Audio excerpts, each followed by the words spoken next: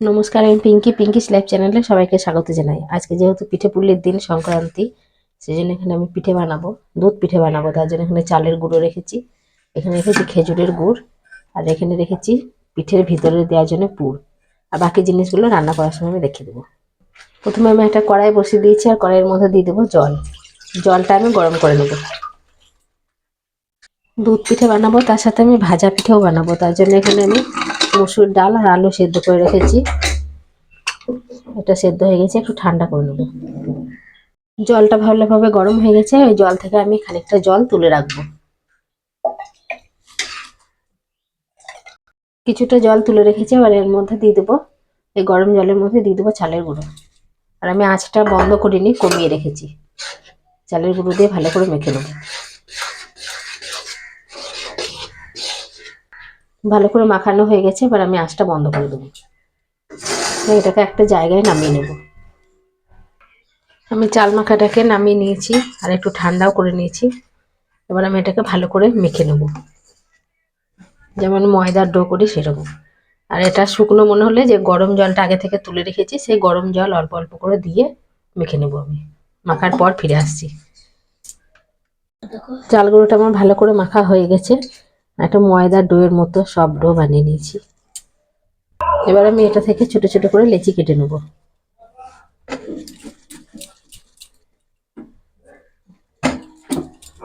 একটা আগে বানিয়ে দেখাচ্ছি, পরে বাকিগুলো আমি বানিয়ে নেব। প্রথমে একটা বাটির মতো করে নেব। যদি মনে হয় আপনাদের হাতে লেগে যাচ্ছে, তাহলে এর মধ্যে শুকনো আটা ছড়িয়ে দিতে পারেন। আমার হাতে লাগছে না, তাই আমি কিছুই লাগাইনি। এর মধ্যে একটু পুর দিয়ে দেবো।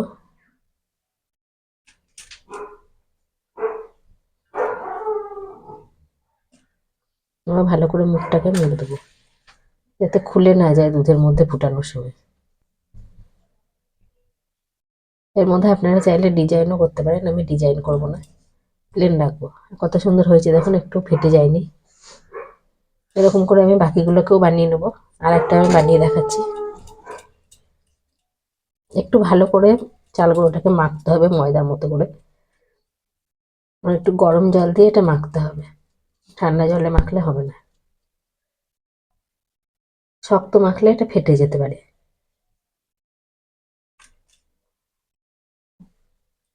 আমি আবারও একটা বানিয়ে নিয়েছি, মুখটাকে মুড়ে দেবো। একটু হাতে করে এভাবে চেপে দিলে ধারটা সমান হয়ে যায়, দেখতে সুন্দর লাগে। আর একটা হয়ে গেছে, বাকিগুলোকেও আমি একইভাবে বানিয়ে নেব। অনেকগুলো পিঠে আমার বানানো হয়ে গেছে, আমি দুটো থালায় রেখেছি, ছোট ছোট করে বানিয়েছি। আর বাকি কয়েকটা বাকি আছে বানাতে। এই একটা সরিয়ে দিলাম, আর এই একটা, আর এই কয়েকটা বানাতে আছে। আমি দুধটা বসিয়ে দিয়েছি, দিয়ে কটা বানিয়ে নেবো। বাকি যে কটা আছে সে কটা আমি বানিয়ে নেবো। আর একটা আমি বানিয়ে দেখাচ্ছি। এটাকে আমি একটু অন্যরকম বানাবো। এর মধ্যে পুরটা দিয়ে দেবো। একদিকটাকে একটু এরকম বন্ধ করব, আর একদিকটাকে আমি এরকম করে চেপে একসাথে বন্ধ করে দেবো। দেখতে কত সুন্দর একটা হয়ে গেল। যে কটা বাকি আছে সে কটাকে আমি এরকম করে বানিয়ে নেবো। সবগুলো একই রকম হয়েছে, এটা অন্যরকম হবে। বাকিগুলো আমার বানানো হয়ে গেছে, আর এদিকে দুধটাও গরম হয়ে গেছে। দুধটা ফুটতে আরম্ভ হয়ে গেছে, এবার আমি একে একে পিঠেগুলোকে ছেড়ে দেবো।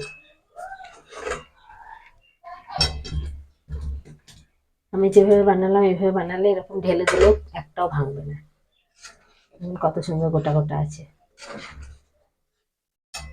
বাকিগুলোকেও আমি দিয়ে দেবো, আর ঢেলে দেবো না।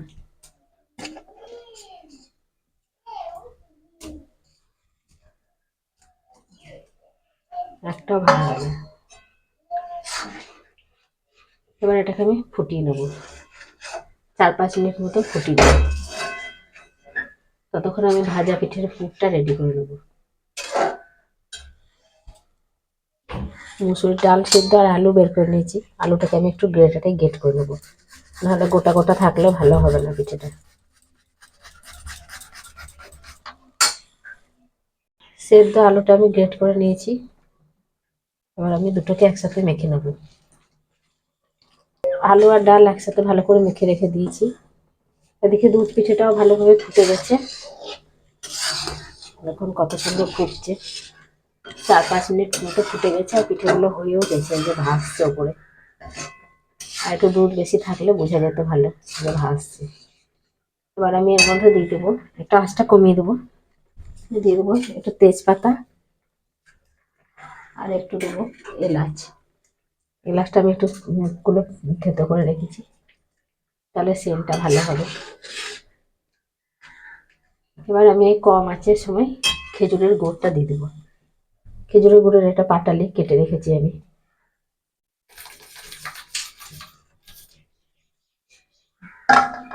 কম আঁচে এটাকে ফুটিয়ে নেবো, গুড়টাও গলে যাবে, কালারটাও চলে আসবে।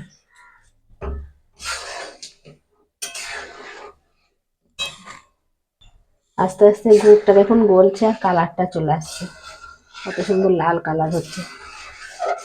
যখন গুড় পুরোপুরি গলে যাবে তখন আমি আঁচটা বাড়িয়ে একটু ফুটিয়ে নেব।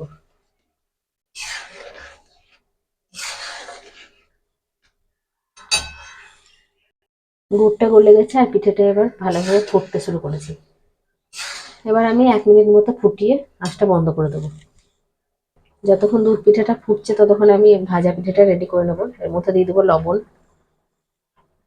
লবণটা স্বাদ মতো দিয়ে দেবো। আর কালারের জন্য অল্প একটু হলুদ গুঁড়ো দিয়ে দেবো। আর দিয়ে দেবো একটু ঝালের জন্য লঙ্কা গুঁড়ো। এই লঙ্কা গুঁড়োটা লাল আবার ঝাল এরকমই আছে। এদিকে আমি পিঠের আঁচটা বন্ধ করে দেবো, ভালোভাবে ফুটে গেছে। এটা আবার পরে দেখাবো বন্ধ করে দিলাম। এবার আমি এর মধ্যে দিয়ে দেবো 1 চামচ আখের গুড়। আখের গুড়টা একটু নরম নরমই ছিল, এইরকম আখের গুড় 1 চামচ দিয়ে দিলাম। তাহলে ভাজা পিঠে একটু নুন ঝাল মিষ্টি সব রকমই হবে। সবগুলোকে একসাথে ভালো করে মিশিয়ে নেব। সব মশলাগুলো একসাথে ডাল আলুর সাথে মেশানো হয়ে গেছে। আর আলুটা আমি মিষ্টি আলু দিইনি, আমি তরকারি খাওয়া আলু দিয়েছি, নতুন আলু। আর এবার দিয়ে দেবো আমি চাল গুঁড়ো, অল্প অল্প করে চাল গুঁড়ো দিয়ে মেখে নেবো এটাকে।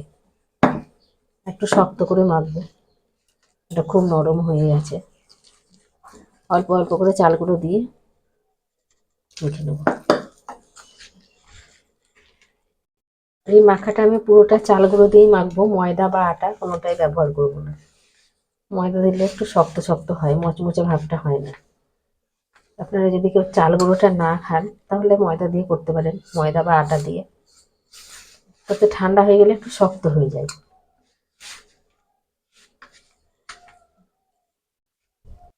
দুধ পিঠাটা কত সুন্দর কালার হয়েছে দেখুন, ফোনে অতটা কালারটা আসছে না, সুন্দর কালার এসছে।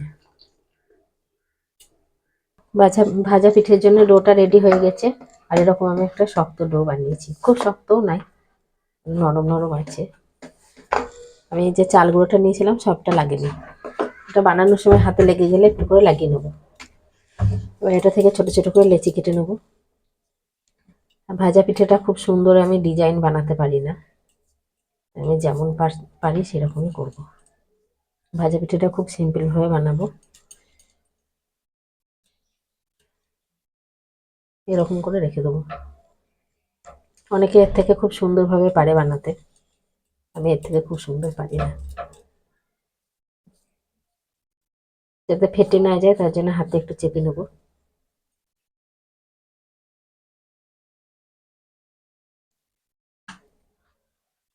এরকম করে আমি বাকিগুলোকেও বানিয়ে নেবো। আর একটু ছোট ছোট করে বানাবো, ছোট ছোট করে বানালে ভেতর পর্যন্ত ভাজা হবে। আর আমি যতক্ষণ পিঠেগুলো বানাচ্ছি ততক্ষণ আমি তেলটা গরম হতে বসিয়ে দেবো। আমি হাতটা পরিষ্কার করে আসবো, তারপর বাকিগুলো বানাবো। ভাজা পিঠেগুলো আমার অনেকগুলো বানানো হয়ে গেছে। আর আমি এখানে তেল বসিয়ে দিয়েছি, তেলটাও গরম হয়ে গেছে। তেলটা খুব বেশি গরম করব না আমি। এবার তেলের মধ্যে একে একে ছেড়ে দেবো পিঠেগুলোকে।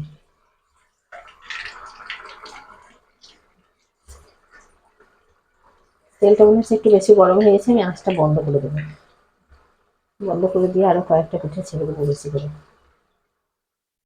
নাহলে ওপরটা লাল হয়ে যাবে, ভেতরটা কাঁচা থেকে যাবে। কিছুক্ষণ আঁচটা বন্ধ রেখে আমি এগুলোকে ভেজে নেব। একটু পরে আমি গ্যাসটা জ্বেলে দেবো। আর একটু নেড়ে দেখবো। এই যে যেগুলো প্রথমে দিয়েছি সেগুলো একটু তেলটা গরম থাকার জন্য আগে থেকেই লাল হয়ে গেছে। কিন্তু আস্তে আস্তে ভাজলে সব ভেতর থেকে ভাজা হয়ে যাবে। এবার একে একে সব তেলের মধ্যে ভেসে উঠছে। একটু বেশিই দিয়ে দিয়েছি, সেজন্য ভাসার জায়গা পাচ্ছে না। এবার আমি গ্যাসটা জ্বেলে দেবো, দিয়ে আঁচটা খুব কমিয়ে দেবো। পিঠেগুলো সব লাল লাল হয়ে ভেসে উঠছে, কত সুন্দর কালার হচ্ছে দেখো। এবার আমি এগুলোকে একে একে নামিয়ে নেবো। যেহেতু হলুদ আর লঙ্কা গুঁড়ো দিয়েছি সেজন্য কালারটা খুব সুন্দর এসেছে। পিঠেগুলো সব তেল থেকে তুলে নিয়েছে, কত সুন্দর হয়েছে দেখুন। এগুলো ঠান্ডা হলে খুব মচমচে হয়ে যাবে। এখন আওয়াজটা শুনে বুঝতে পারছেন কতটা মচমচে হয়েছে। বাকিগুলোকেও আমি একইভাবে ভেজে নেব। তেলের মধ্যে আবারও আমি কয়েকটা ছেড়ে দেবো। দ্বিতীয়বারের গুলো আমার ভাজা হয়ে গেছে, এবার এগুলোকেও আমি তুলে দেবো। আগেরটা আমি তুলে দেখাইনি, এবারটা তুলে দেখাচ্ছি।